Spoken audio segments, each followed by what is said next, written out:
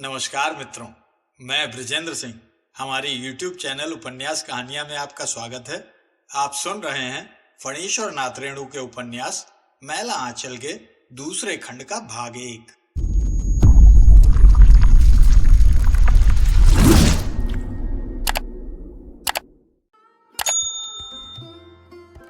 सुराज मिल गया? अभी मिला नहीं है, 15 तारीख को मिलेगा। ज्यादा दिनों की देर नहीं, अगले हफ्ता में ही मिल जाएगा। दिल्ली में बातचीत हो गई। हिंदू लोग हिंदुस्तान में, मुसलमान लोग पाकिस्तान में चले जाएंगे। बावन दास जी फिर एक खबर ले आए हैं, ताजा खबर। दफा 40 की लोटस की तरह फिर झूठ मूठ कोई फार्म तो नहीं लाया है बावन दास? झूठ नहीं, सच बात है। डॉक्टर बाबू के बेतार में भी बोला है, सुनते हैं। तहसीलदार साहब भोज खिलाएंगे उस दिन। सुमिरत दास बेतार घर घर खबर फैला रहा है। सब इसमें अभी अभी हम पक्का करके आ रहे हैं। पूड़ी, जलेबी, हलवा, दही और चीनी। जय हो, जय हो, महात्मा गांधी की जय। महंत साहब के भंडारा से भी बड़ा भोज होगा। 3 मेड़ नाच होगा। बलवाही, विदेशिया, कमला और महमदिया की नौटंकी कंपनी। कालीचरण का सुशील कीर्तन भी होगा। पुरैनिया से अंग्रेजी बाजा आएगा।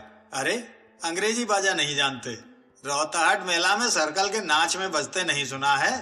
भेकर भेकर भे भे, घमदाहा शंकरपुर का विदापद, बंसगाड़ा की बलवाही और औराही हिंगना का भटियाली भक्त है। सुधा नारदी गाते हैं औराही वाले। कोयलू खोलवाहा और सीतानाथ बाबू मुलगैन। सीतानाथ बाबू का गला बुढ़ारी में भी कितना तेज है। मुसलमानों का हिस्सा सूरज पाकिस्तान में चला जाएगा। एकदम काट कर हिस्सा लेगा। हाँ, जब हिंदू मुसलमान भाई भाई हैं तो भैयारी हिस्सा तो रकम 8 आना के हिसाब से ही मिलेगा। बावन दास ने सुराज को काटते देखा है या अंदाज से ही बोल रहा है? चलो पूछें। बावन दास कहता है, अरे सुराज क्या कद्दू कोहड़ा है जो काट कर बटेगा? तब सुराजी कीर्तन में जो कहा है कि जब तक फल सुराज नहीं पावे गांधी जी चरखा चलावे। मोहन हो, गांधी जी चरखा चलावे। कीर्तन की बात छोड़ो। सुराज माने, बावन दास जी समझाते हैं, स्वराज माने अपना राज, भारतवासी का राज। अब अंग्रेज लोग यहाँ राज नहीं कर सकते। ए अंग्रेजों, भारत छोड़ो, क्यों कहा था गांधी जी ने? इसीलिए अपने गांव का तो राज तहसीलदार साहब को ही मिलेगा। राज परबंगा के तहसीलदार हरगौरी तो अब है नहीं। बालदेव जी का दिमाग बहुत शांत हो गया है। जिस दिन उन्होंने प्रसाद उठाया उसी दिन से माथा ठंडा हो गया। लक्ष्मी 3-4 दिन तक सत्संग करती रही। आखिर बालदेव जी हार गए। बालदेव जी अब गृहस्थ नहीं रहे, साधु हो गए।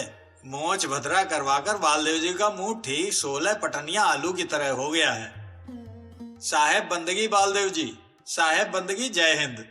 बालदेव जी आजकल साहेब बंदगी और जय हिंद एक साथ नत्थी करके बोलते हैं। जय हिंद कामरेड बालदेव जी। कालीचरण मुट्ठी बांधकर कहता है, कॉमरेड नहीं, हम कॉमरेड नहीं हैं। बालदेव जी ने नाक सिकोड़ते हुए कहा, हमको कॉमरेड क्यों कहते हो? कॉमरेड कोई गाली नहीं बालदेव जी। कॉमरेड माने साथी। जो भी देश का काम करे, पब्लिक का काम करे, वो कॉमरेड है।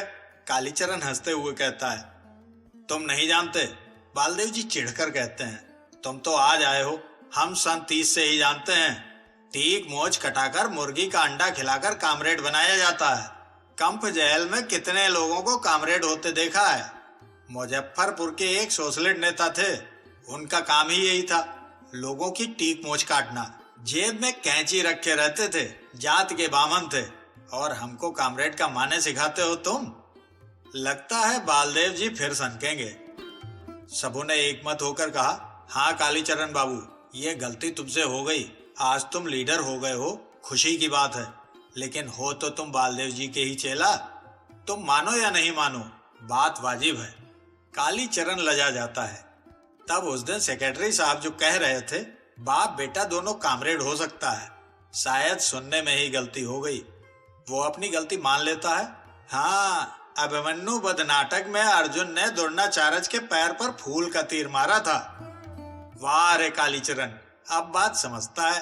पहले तो बात समझने के पहले ही लड़ाई कर लेता था। बालदेव जी भी हंसते हैं, कहते हैं, स्वराज उत्सव के लिए तुम लोगों को पार्टी की ओर से क्या हुक्म आया है?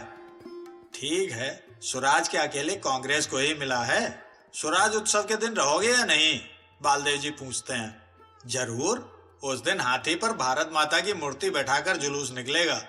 कालीचरण गर्व से छाती फुलाकर कहता है, अपने गांव का जुलूस कटहा थाना में क्या, ऑल इंडिया में फर्स्ट होगा। मूर्ति का ऑर्डर दे दिया है। बालदेव जी की आंखों के सामने भारत माता के विभिन्न रूप आ रहे हैं। माँ रूपमती, माए जी और लक्ष्मी। लक्ष्मी को हाथी पर नहीं बैठाया जा सकता। भारत माता का रूप। आजकल लक्ष्मी भी खद्दड़ पहनती है, चरखा काटती है। महीन सूत काटना तो वो पहले से ही जानती है। जय भारत माता की जय। मित्रों, अभी आप सुन रहे थे फणीश्वर नाथ रेणु के उपन्यास मैला आंचल के दूसरे खंड का भाग 1। अब आगे प्रस्तुत है मैला आंचल के दूसरे खंड का भाग 2। मुकदमा में भी सुराज मिल गया। सभी संथालों को दामुल हौज हो गया। दामुल हौज यानी आजीवन कारावास। धूमधाम से सेशन केस चला। संथालों की ओर से भी पटना से बालिस्टर आया था। बालिस्टर का खर्चा संथालिनों ने गहना बेच कर दिया था, लेकिन बालिस्टर पर भी बालिस्टर है। यदि इस मुकदमा में तहसीलदार साहब जैसे कानूनची आदमी नहीं लगते तो इस खूनी केस से शिवशक्कर सिंह, राम कृपाल सिंह और खिलावन सिंह तो हरगिज नहीं छटते। खर्चा? अरे भाई, जान है तो जहान है। जब फांसी ही हो जाती तो जगह जमीन रुपया पैसा क्या काम देता। राम कृपाल सिंह ने संथाल टोली की नई बंदोबस्ती वाली जमीन से 10 एकड़ तहसीलदार विश्वनाथ प्रसाद को लिख दी है। हाँ, सुमिरत दास बेतार को भी 4 कट्ठा जमीन मिली है। खिलावन सिंह यादव को भी देन हो गया है। देन कैसे नहीं होगा भाई, पास में जितना कच्चा रुपया था वो तो दरोगा साहब के 5 सुपारी में ही चला गया। पुराना पटुआ हाथ से पहले ही निकल गया था, इसलिए करीब 1,500 हाथ फेर पैचा हो गया है। तहसीलदार साहब ने कहा, कागज बनाने की क्या जरूरत है, जब सनपटुआ बिके तो दे देना। मुकदमा उत्सव भी सुराज उत्सव के दिन होगा। हाँ, सुराज उत्सव दिन में, मुकदमा उत्सव रात में। तहसीलदार साहब ने कहा है, महमदिया की नौटंगी कंपनी जितना में हो 100 200 जो ले, मगर सट्टा करा लेना। सुमिरत दास कहते हैं, इसमें कनेक्शन है, पीछे बतावेंगे। महमदिया वाले भी पूरी तैयारी कर रहे हैं। नखलौ से बाई जी मंगाया है चंदा करके। नौटंगी के कंपनी है नितलरैन बाबू। लक्ष्मी महारानी ने उनको खूब निहारा है, अपनी आंखों से ही निहारा है। इस इलाके के मंझले दर्जे के किसानों के पास यदि थोड़ी पूंजी हो गई, तंबाकू, धान, पाट और मिर्चा का भाव 1 साल चढ़ गया, घर में शादी गमी नहीं हुई, तो वह तुरंत टनमना जाते हैं। टनमना यानी खुशहाल हो जाना। यदि मालिक जवान हो तो तुरंत ऑन पोन करने लगता है। हारमोनिया, फर्श, शतरंजी, शामियाना, जाजिम, लाइट, पंचलाइट, पहाड़िया, घोड़ा, शंपनी, टेबल कुर्सी, बेंच खरीद कर ढेर लगा देता है। इससे भी जब गर्मी कम नहीं होती है तब बंदूक के लेसन के लिए अफसरों को डाली देना शुरू करता है। लाल बाग मेला के समय रात रात भर मुजरा सुनता है और दिन भर ऑफिसरों के साथ कचहरी में घूमता है। बंदूक के लेसन के बाद नौटंगी कंपनी खोलता है।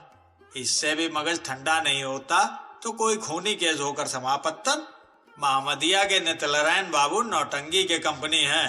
तहसीलदार साहब ने कहा है, महमदिया की नौटंगी कंपनी का सट्टा लिखा जाना चाहिए। बड़ा भारी कनेक्शन है इसमें। सुमिरत दास बेतार कब तक पेट में बात रखे, एकदम प्राइवेट गप है। महमदिया वालों को क्यों बुलाया जा रहा है समझे नहीं?